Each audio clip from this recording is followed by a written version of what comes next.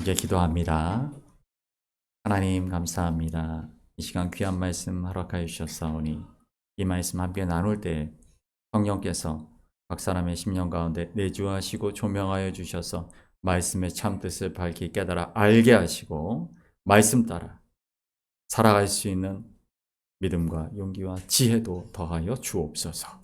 예수 그리스도 이름으로 기도합니다. 아멘. 할렐루야. 네, 우리 긴 명절 연휴가 끝나고 다시 건강하게 뵙게 되어 감사합니다. 오늘 또 찬양팀장님의 복귀로 찬양이 더 은혜롭고 풍성하여 하나님께 예배드리게 하신 것을 또한 감사드립니다. 여러분, 설 명절을 우리가 쭉 보내면서 우리 아까 오광원 수지사님 기도하신 것처럼 가족들, 친척들과 오랜만에 만나서 고향에 가시거나 혹은 오랜만에 함께 모여서 이야기들 많이 나누시고 좋은 이야기들도 많이 나누시고 그러셨을 거라고 생각합니다. 정치 얘기는 안 하시고 오늘 우리가 보는 이 예레미야 12장의 말씀은 어떻게 보면 그런 선상에서 보면 이 말씀을 우리가 더 잘 이해할 수 있을 것 같아요. 예레미야 12장 3절 말씀 다시 한번 읽어보겠습니다. 3절입니다. 여호와여 주께서 나를 아시고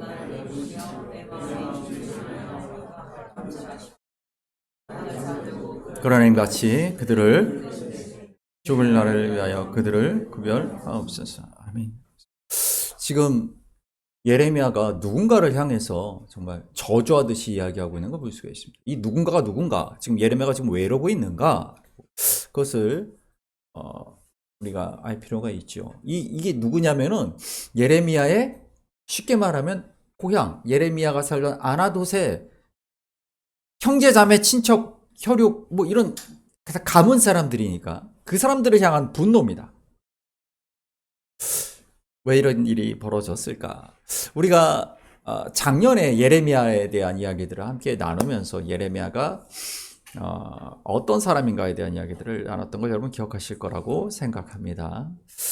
예레미야는 제사장 집안 사람이었었죠. 레위 지파 제사장 집안 사람입니다. 어떤 제사장 집안 사람이냐라고 한다면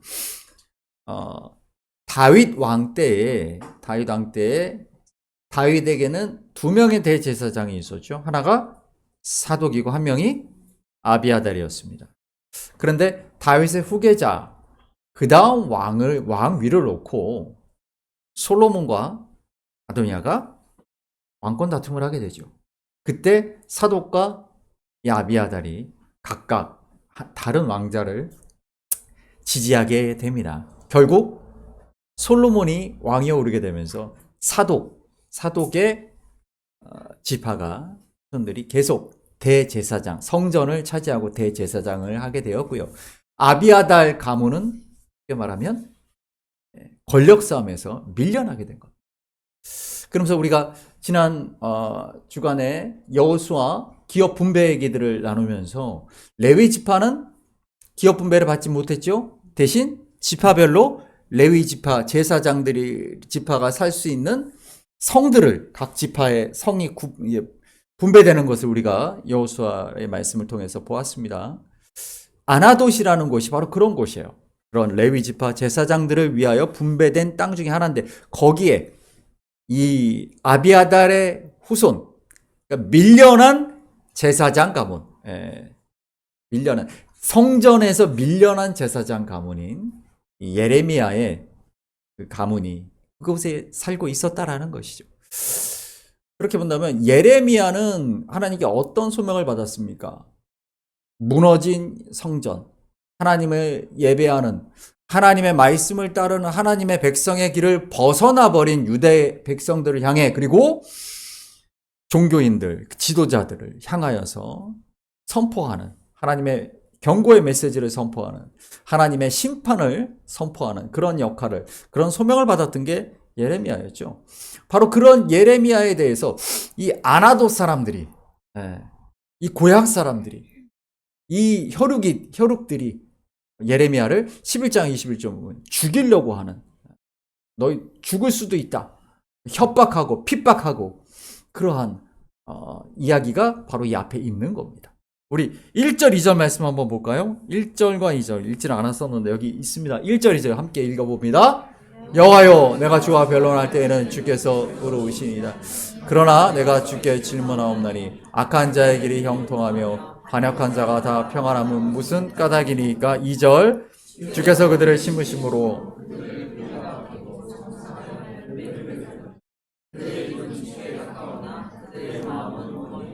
아멘. 그렇습니다.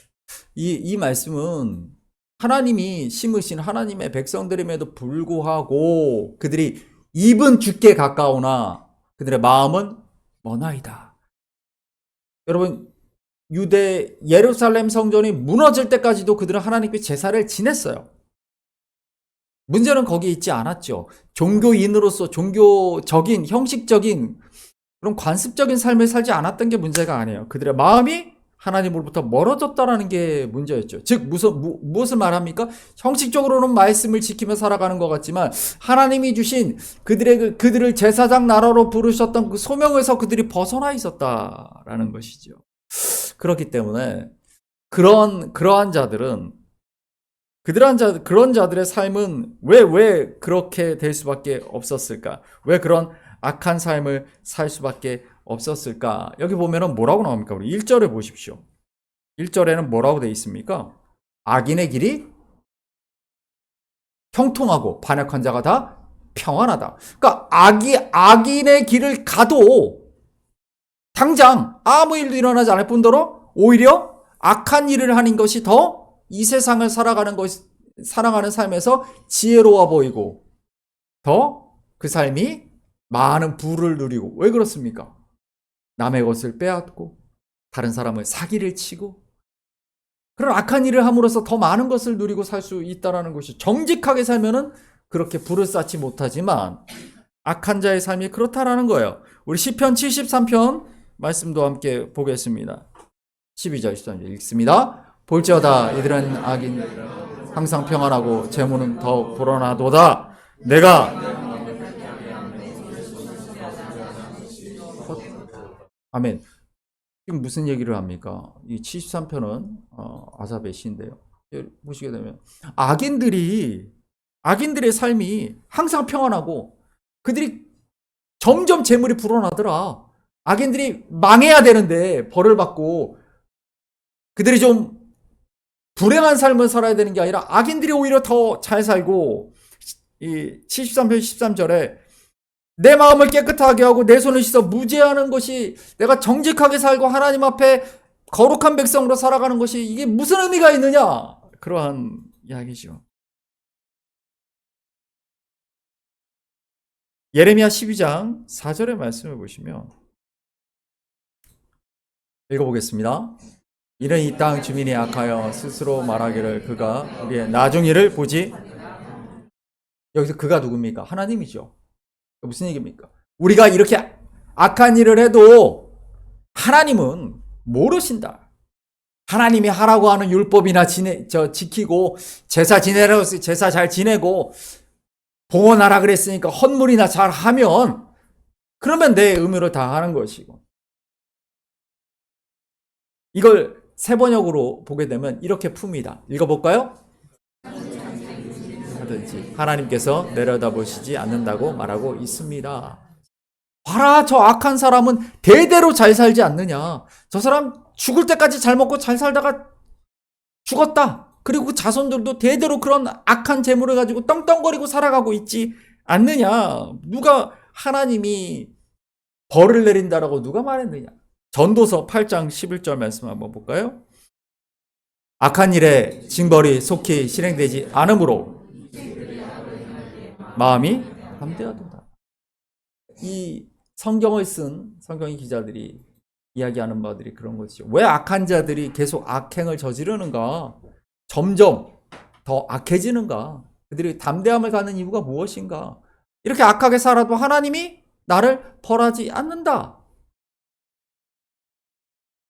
디도서 1장 16절 말씀 한번 보겠습니다.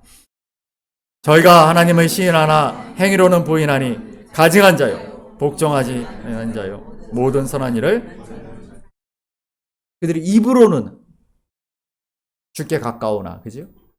마음으로는 머니이다.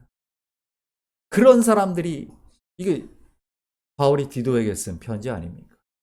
신약을 봐도 그런 사람들밖에 없어요. 하나님을 믿는다고 하는 자들이 더 악하고 하나님을 내가 잘 믿는다라고 말을 하면서도 그들은 사실 내 악행을 내 죄를 하나님은 모르실 거야 라고 믿고 있다는 거죠. 그러니까 죄를 저지르겠지. 그러고 살아가고 있다라는 것이. 그러나 그런 이들을 향해 하나님 이렇게 말씀하십니다. 이사야 55장 8절 9절 말씀입니다. 이는 내 생각이 너희 생각과 다르며 내 길은 너희 길과 다름이니라. 여호와의 말씀이니라. 이는 하늘이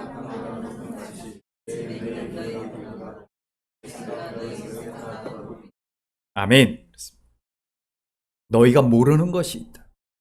너희들의 생각으로는 그게 전부인 것 같지만 하나님은 분명히 그분의 계획을 갖고 계시기 때문에 5절 말씀 우리가 12장 5절 말씀 한번 보십니다. 예레미야 12장 5절 읽습니다. 만일 내가 고행자와 함께 달려도 피곤하면 어찌 능히 말과 경주하겠느냐. 내가 평안한 땅에서는 무사하려니와 요단 강물이 넘칠 때에는 아멘. 이 말을 우리가 이렇게 보게 되면 무슨 의미일까? 이 말은 이겁니다. 너희가 지금 예레미야야, 너가 지금 아나돗에 있는 쉽게 말하면 멸문지화를 당한 망해버린 제사장 가문인 이 아나돗 사람들은 사실은 쫓겨난 제사장 가문들이 사람들이기 때문에 힘이 없는 사람들이죠. 이 사람들의 핍박에도 이렇게 힘든다고 한다면 너 이제 앞으로 예루살렘에 가서 사독의 후손들과 함께 권력자들과 함께 맞서야 될 텐데 그때 받을 핍박은 얼마나 크겠느냐라는 얘기를 하고 계신 겁니다. 그런데 여기 재밌는 표현이 있는데 평안한 땅에서는 무사하려니와 요단 강물이 넘칠 때는 어찌하겠느냐. 요단 강물이 넘치는 것이 요단 강물이 넘치면 그냥 강에서 멀리 벗어나 있으면 되지요. 큰 위해가 있지 않을 것 같은데 어떠십니까? 사실 이 말씀은 약간 번역이 약간 오류가 있다라고 보여집니다. 왜 그러냐면 이 히브리 원어로 보시면 이 표현이 뭐냐면 이 넘친다, 창일하다, 뭐 옛날 표현으로는 이렇게 표현되는 이 가온이라는 이 단어가 이게 사실은 이 예레미야 전반적으로 다른 의미로 쓰였기 때문에 그래요. 어떤 의미냐? 말씀을 보시면 49장 19절 예레미야 49장 19절 읽습니다. 보라 사자가 요단강의 깊은 숲속에서 나타나듯이 그가 와서 견고한 처소를 칠 것이라. 아멘. 여기서 요단강의 깊은 숲 그 다음 원어를 보여주시면 네 그게 바로 가온입니다. 그러니까 아까 봤던 그 말씀은 어떤 의미냐면 요단 강물이 넘칠 때 네가 어떻게 하느냐가 아니라 요단강 숲속에서는 네가 어떻게 하겠느냐 이런 얘기를 하고 있는 거예요. 이스라엘을 관통하는 그 요단강 지금보다 옛날에는 요단강이 훨씬 더 수풀이 우거지고 그랬었죠. 그때 수량이 훨씬 더 많았고 기후도 지금보다 훨씬 더 좋을 때였으니까요. 2000년 전에 3000년 전엔 그랬습니다. 그때 요단강 수풀에 무엇이 있었느냐? 사자가 있었다. 우리 말씀을 한 구절 보겠습니다. 예레미야 4장 7절입니다. 사자가 그 수풀에서 올라왔으며 나라들을 멸하는 자가 나왔으되 내 땅을 황폐하게 하려고 이미 그 처소를 떠났은즉. 예레미야 12장 8절입니다. 내 소유가 숲속의 사자같이 묘하였습니다. 50장 예레미야 50장 44절입니다. 보라 사자가 요단의 깊은 숲에서 나타나듯이 쫓아내고. 아멘. 그렇습니다. 예레미야 전체에서 요단 숲속의 사자라는 거는 굉장히 중요한 상징이에요. 예. 요단 강가의 수풀에, 여러분 강가의 수풀이니까 얼마나 수풀이 많이 우거졌겠어요? 사자가 살고 있다. 물론 이 예레미야 전반적으로 그 의미가 악한 유대를 심판하는 바벨론을 상징하기도 합니다만, 예레미야에게 닥쳐올 고난을 상징하기도 합니다. 즉 사자가 의미하는 것은 고난, 심판, 재앙 이런 것들이에요. 무슨 얘기입니까? 평안한 땅에서는 내가 안전할 것 같지만 숲속에서 무엇이 있다? 사자가 있다. 여러분, 우리 삶을 살아가면서 우리가 평안한 삶을 살아가는 것 같죠? 그런데 갑자기 튀어나오는 사자를 마주칠 때가 있다는 거예요. 누구나 그렇습니다. 평소에 내가 건강하다고 생각을 하죠. 나는 아무 일 없어. 나는 건강해 라고 생각하는데 어느 순간 숲속에 사자가 튀어나올 때가 있습니다. 그 사자를 내가 맞이할 때가 있죠. 갑자기 내가 병에 걸렸다라는 걸 알 때가 있다라는 거예요. 아무 문제 없이 우리 직장이 잘 어려움 없이 돌아가는 것 같다가 어느 순간 갑자기 큰 위기가 닥쳐옵니다. 느닷없이 숲속에서 사자가 튀어나온다는 거예요. 그게 우리의 인생이라는 거예요. 그게 우리의 삶이라는 거예요. 누구도 모른다는 거예요. 갑자기 숲속에서 언제 사자가 튀어나와서 나를 물지는 아무도 모르는 삶을 우리가 살고 있다는 거예요. 말씀 볼까요? 고린도 전서 10장 12절 13절입니다. 그런즉 사람이 감당한 시험 밖에는 오직 하나님은 미쁘사 너희가 시험 당할 즈음에. 아멘. 선줄로 생각하지 마라. 내가 아무 일 없어. 나는 건강해. 우리 집안 다 문제 없어. 이렇게 생각하지 말라는 거예요. 갑작스러운 숲속의 사자가 튀어나옵니다. 그것이 너희가 살아가는 인생이다라는 거예요. 언제 튀어나올지 몰라요. 요단강의 깊은 숲에 사자가 있어요. 사자를 만날 때도 있지만 안 만날 때도 있죠. 그러나 숲속에는 사자가 있어요. 오늘 만나지 않는다 그래서 내일도 안 만날 수 있을까? 아니에요. 우리 인생은 그렇게 한마디로 모른다. 우리 앞길 모른다. 이 얘기를 하고 있는 겁니다. 그런데 그때 네가 어떻게 하겠느냐라는 얘기를 하고 있는 거예요. 그때 네가 어떻게 할 거냐? 근데 너무 놀라운 말씀이 있죠. 그때의 그 시험이, 그 환난이, 고난이 나 혼자 겪는 게 아니다라고 말씀하시는 거예요. 오늘 13절 말씀 보니까 뭐라고 말해요? 너희가 감당할 수 있다라고 말하죠. 왜 그렇습니까? 13절 하반절 보시면 읽어볼까요? 너희가 감당하지 못할 시험 당함을 허락하지 아니하시고 시험 당할 즈음에 또한 너희로 능히 아멘. 시험을 당하는 걸 우리 피할 수 없어요. 그러나 그 시험을 이길 수 있도록 숲속에 사자가 튀어나오는 걸 우리는 막을 수 없어요. 그러나 세상 사람과 하나님을 믿는 사람의 차이가 무엇이 있느냐? 누구나 사자를 만날 수 있지만 우리가 믿는 것은 사자가 내 앞에 나타난다 할지라도 나는 하나님이 반드시 보호하시고 구해내실 것이다라는 그 믿음을 갖고 그 믿음이 너에게 있느냐라고 예레미야에게 물으시는 거예요. 그리고 우리 말씀 한 구절 더 볼까요? 중요한 게 있어요. 야고보서 1장 13절 말씀 14, 15절까지 읽습니다. 시작. 내가 하나님께 시험을 받는다 하지 말지니 하나님은 악에게 시험을 받지도 아니하시고 친히 아무도 시험하지 아니하시느니라. 오직 각 사람이 시험을 받는 것은 자기 욕심에 끌려 미혹됨이니 욕심이 잉태한 즉 죄를 낳고 죄가 장성한 즉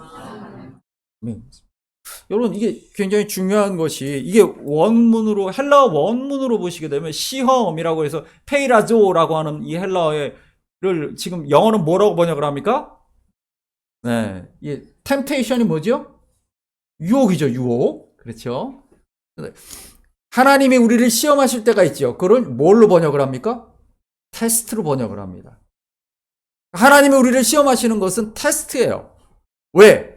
더 하나님의 소명을 잘 감당할 수 있도록 우리를 단련하시는 것이, 그것은 테스트라고 번역이 됩니다. 그러나 실제로 우리가 걸려 넘어지는 그런 시험들은 대부분 템테이션은 내 잘못이에요. 내가 유혹을 보고, 내가 선악과를 보고, 내 템테이션 때문에 넘어진다, 이 얘기를 하고 있는 거예요. 그래 놓고 하나님이 나를 시험하셨다라고 말하지 말라는 거예요. 그러니까 우리가 만나는 숲속의 수많은 사자들은 하나님이 보낸 게 아니다라고 하나님 말씀하시는 거예요. 그러나 그럼에도 불구하고 사자를 만날 때 하나님은 너를 돕는다. 시편 146편 말씀 한번 읽어보겠습니다. 같이 읽습니다. 3, 4절부터 시작. 기인들을 도림이 없는 인생도 의지하지 말지니 그날에 그의 생각이 소멸하리로다. 야곱의 하나님을 자기의 도움으로 삼으며 여호와 자기 하나님에게 자기의 소망을 두는 자는 아멘. 원어로 보시면 우리 잘 알죠? 복에는 바라크가 있고 아쉐르가 있는데 이게 무슨 뭐겠어요? 아쉐르죠. 복이 있는 사람. 시편 1편에 복이 있는 사람은 하나님을 나의 소망으로, 나의 도움으로 삼는 자. 사람을 의지하지 않고 그 믿음을 갖고 살아가는 거예요. 우리 인생을 살아갈 때 요단강의 깊은 숲속을 지나갑니다. 언제 사자가 튀어나올지 모르는 그런 숲을 간다 할지라도, 사자가 설령 나타난다 할지라도 하나님이 나를 지키신다는 그 믿음으로 살아가는 사람, 그 사람이 어떤 사람이에요? 야곱의 하나님을 5절 다시 한번 읽어볼까요? 5절입니다. 시작. 야곱의 하나님을 자기의 도움으로 삼으며 여호와 자기 하나님에게 자기의 소망을 두는 자는 복이 있도다. 아멘. 그렇습니다. 그 말씀을 하고 있는 것입니다. 근데 그 하나님이 어디 계십니까? 우리의 눈으로 볼 수가 없어요. 그래서 때때로 내가 홀로 버림받은 것이 아닌가. 우리가 숲속의 사자를 만날 때, 예상치 못한 어려움이 우리 앞에 닥칠 때, 우리 가정에 환란이 닥칠 때,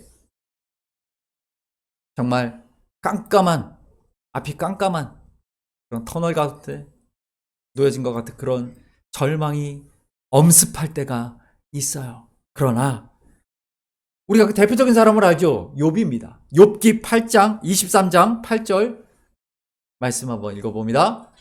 그런데 내가 앞으로 가도 그가 안에 계시고, 아멘. 욥이 그런 고난을 당했었죠. 이유 없는 고난 가운데 그가 처했을 때 하나님 어디 계십니까? 근데 이 앞으로라는 이 표현, 이 단어를 갖고 좀 이야기를 해보려고 하는데요. 히브리어로 앞이 뭐냐면 케뎀이라고 있습니다. 케뎀. 영어로 forward. 케뎀이 앞이에요. 근데 이 케뎀이라는 이 단어가 앞이라는 단어, 이 의미가 있는 게 아닙니다. 다른 의미가 있어요. 우리 말씀 그 다음 보여주시면 읽어볼까요? 여호와 하나님이 동방의 에덴에 그가 지으신 사람을, 아멘. 이거 원어로 보시면 이 동방이라는 표현, 동쪽, 이게 케뎀입니다. 그러니까 저기가 동쪽이에요. 그럼 저기가 앞이에요. 기준이 여기란 말이에요. 그러니까 앞방향이 곧 동쪽이다라고 이스라엘 사람들은 그렇게 기준을 삼습니다. 이게 왜 중요하냐? 성경을 읽을 때 창세기 14장 15절, 예를 들어 이 부분입니다. 읽어봅니다. 그와 그의 가신들이 나뉘어 밤에 그들을 쳐부수고 다메섹 왼편 호바까지 쫓아가. 호바라는 이 성읍이 다메섹의 왼편에 있다. 다메섹의 왼편에 있다. 다메섹의 왼편에 있다. 어디를 기준으로 왼편에 있다는 것인가? 잘 헷갈리죠. 간단합니다. 여기서 다메섹의 위치가 있다면 동쪽이 기준인 거예요. 이스라엘 사람들이 동쪽을 봤을 때, 그러니까 다메섹을 딱 봤다. 다메섹이 앞에 있다. 딱 봤을 때 다메섹의 왼편은 여기겠죠. 그렇죠. 동쪽이 여기다. 그럼 이쪽은 어디입니까? 북쪽이죠. 그러니까 이 말은 그러니까 이건 완전히 직역을 한 건데, 의역을 하자면 진짜 의미는 다메섹 북쪽에 있다 얘기를 하고 있는 거예요. 그러니까 성경에 다 그렇게 돼 있어요.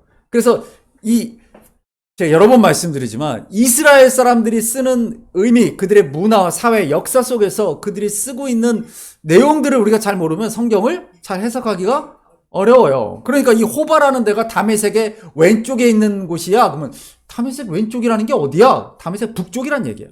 다메섹을 기준으로 했을 때 왼쪽이니까. 그러니까 여러분 이게 왜 중요한가?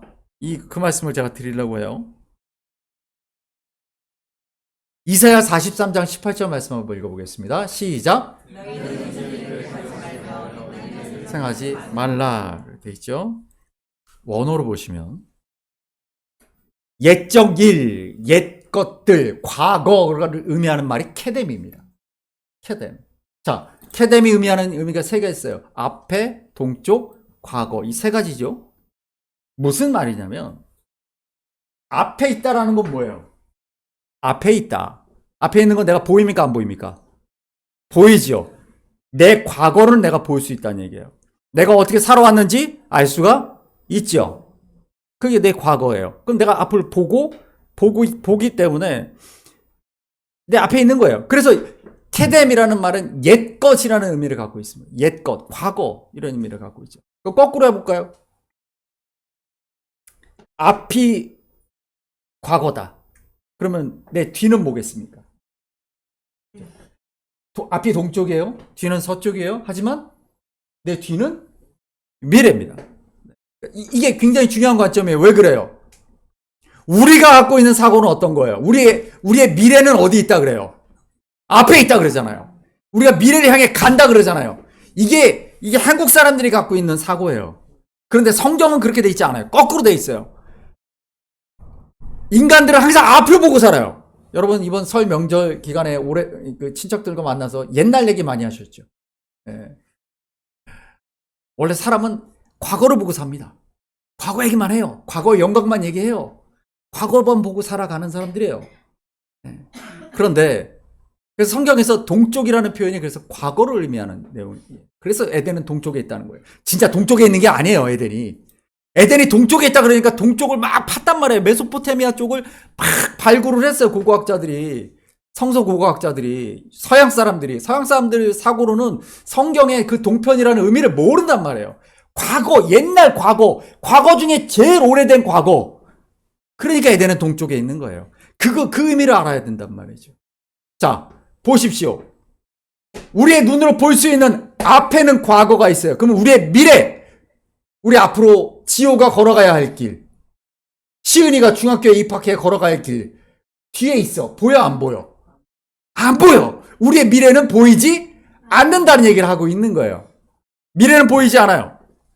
그래서 우리는 우리의 미래를 알 수가 있어요, 없어요? 없어요. 히브리서 11장 1절 한번 보겠습니다. 읽습니다. 시작. 믿으면 바라는 것들의 실상이요 보이지 않는 것들의 증거니. 그래서 이 말씀이 나오는 거예요. 믿음은 어떤 것이냐? 보이지 않는 걸 보는 거예요.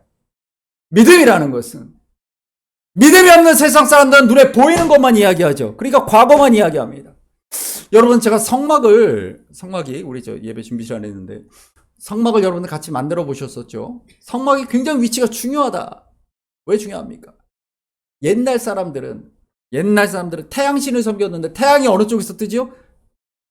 동쪽. 그러니까 동쪽을 향해 엎드렸단 말이에요. 그런데 성막의 방향, 지성소는 어느 쪽을 향해 있다고요? 서쪽을 향해 있다 그랬잖아요. 서쪽이 어디입니까? 미래지요. 미래. 여러분 예배한다는 게 뭐예요? 기도한다는 게 뭐예요? 미래를 향하는 거예요. 미래를 향하는 거예요. 기도는 과거를 향해 하는 게 아니에요. 하나님, 내 삶 가운데 이렇게 역사하여 주시옵소서라는 것은 나의 미래를 향한 기도인 거예요. 기도하는 사람은 어떤 사람이에요? 미래를 향하는 사람이에요. 보이지 않는 것을 향하여. 내 미래는 내 삶의 앞길이 어떻게 될지 몰라요. 내 삶의 길을 걸어가는 동안 어떨 때 갑자기 숲속에 사자가 튀어나오는지 모르는 삶을 우리 살아간단 말이에요. 그러나 그럼에도 불구하고 우리는 앞을 과거를 향해 있는 사람이 아니라 보이지 않는 미래를 향해 있는 사람이다라는 거예요. 그게 기도하는 사람이에요. 그래서 기도하라는 거예요. 기도하는 사람이 미래를 향하는 사람, 기도하는 사람이 비전을 향하는 사람이야. 여러분, 기도하지 않는 그리스도인, 아까 어떤 사람입니까? 입술로는 주께 가까우나 마음은 먼 사람이에요. 왜요? 앞을 보고 사는 사람입니다. 동쪽을 보고 살아가는 사람이거든. 과거로에 집착하는 사람이에요. 그렇지 않다는 거예요. 하나님을 의지하는 믿음의 눈을 갖는다. 승효, 믿음의 눈을 갖는다. 이 말이 뭐겠어? 보이지 않는 믿음의 눈. 내 눈은 앞에 있지만 보이지 않는 미래. 그 미래를 믿음의 눈으로 보는 거지. 믿음의 눈으로. 몸을 돌리지 않아도 믿음의 눈으로 볼 수 있다는 거예요. 그게 그 얘기를 하고 있는 것입니다. 우리 시편 46편 말씀 봅니다. 시작. 하나님은 우리의 피난처시오. 아멘. 그렇습니다. 우리의 미래가 우리의 눈으로 보이지 않는다 할지라도 그 길을 걸어갈 때에 우리의 의지, 내가 의지할 것이 누군가? 하나님이시다. 하나님이시기 때문에 우리는 요단강 깊은 숲속을 걸어갈 수 있는 거예요. 그 다음 말씀 볼까요? 창세기 28장 15절입니다. 함께 읽습니다. 내가 너와 함께 있어. 내가 어디로 가든지 너를 이끌어 이 땅으로 돌아오게 할지라. 내가 내게 허락한 것을 다 이루기까지 너를 떠나지 아니하리라. 아멘. 그래서 하나님 말씀하시는 거예요. 요단강 깊은 숲속 껌껌한 곳, 햇빛 들어오지 않는 그 어두운 곳을 네가 걸어간다 할지라도 언제 사자가 튀어나와 너의 목을 물지 모르지만 그러나 내가 너와 함께 하기 때문에 그런 일이 있다 할지라도 내가 너를 반드시 건져줄 것이다. 구해줄 것이다. 너를 이기게 할 것이다 라고 말씀하시고 내가 너와 함께 있기 때문에 우리 말씀 한 구절 더 봅니다. 마지막으로 신명기 31장 6절 다 같이 우리 크게 한번 읽어봅니다. 강하고 담대하라. 그들을 두려워하지 말라. 너희 하나님 여호와 그가 너와 함께 계시며 너를 떠나지 아니하시며 버리지 아니. 아멘. 사랑하는 성도 여러분, 이 말씀을 가슴에 품고 나와 함께 하시는 하나님, 결코 나를 혼자 걷게 하지 않으시는 그 하나님, 그 하나님께서 우리의 앞으로의 모든 삶의 길 동행하시며 인도하실 걸 믿습니다. 우리 믿음을 가지고 여러분가 갖고 있는 주보에 우리 서로가 서로를 축복하고 격려하고 독려하며 우리의 믿음을 고백으로 올려드리겠습니다.